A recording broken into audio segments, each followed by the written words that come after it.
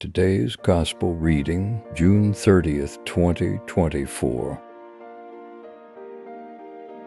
Mark chapter 5, verses 21 to 43.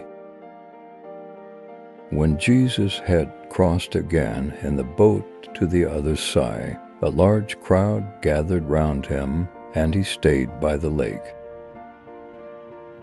Then the president of the synagogue came up, named Jairus, and seeing him, fell at his feet and begged him earnestly, saying, "My little daughter is desperately sick. Do come and lay your hands on her, that she may be saved and may live." Jesus went with him, and a large crowd followed him. They were pressing all round him. Now there was a woman who had suffered from a hemorrhage for 12 years. After long and painful treatment under various doctors, she had spent all she had without being any the better for it. In fact, she was getting worse.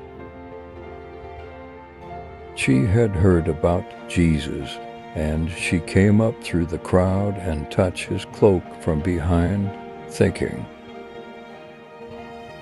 "If I can just touch his clothes, I shall be saved." And at once the source of the bleeding dried up, and she felt in herself that she was cured of her complaint. And at once aware of the power that had gone out from him, Jesus turned round in the crowd and said, "Who touched my clothes?" His disciples said to him, "You see how the crowd is pressing round you. How can you ask, 'Who touched me?'" But he continued to look all round to see who had done it. Then the woman came forward, frightened and trembling, because she knew what had happened to her, and she fell at his feet and told him the whole truth. "My daughter," he said, "your faith has restored you to health. Go in peace and be free of your complaint." While he was still speaking, some people arrived from the house of the president of the synagogue to say, "Your daughter is dead. Why put the master to any further trouble?" But Jesus overheard what they said, and he said to the president of the synagogue, "Do not be afraid, only have faith."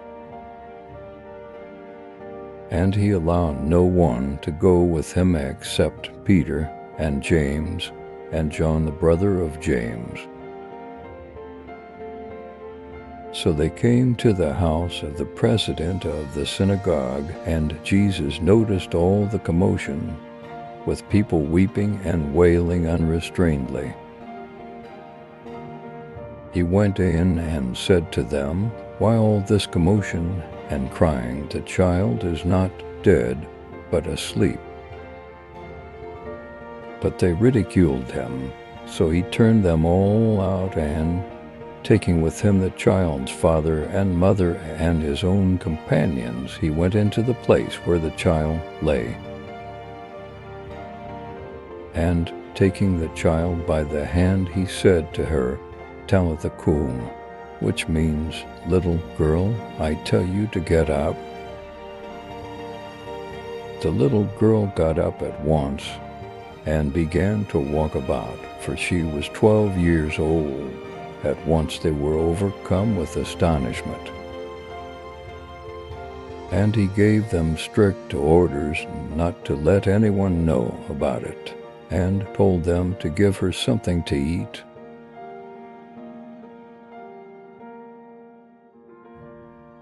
The Gospel of the Lord. Praise to you, Lord Jesus Christ.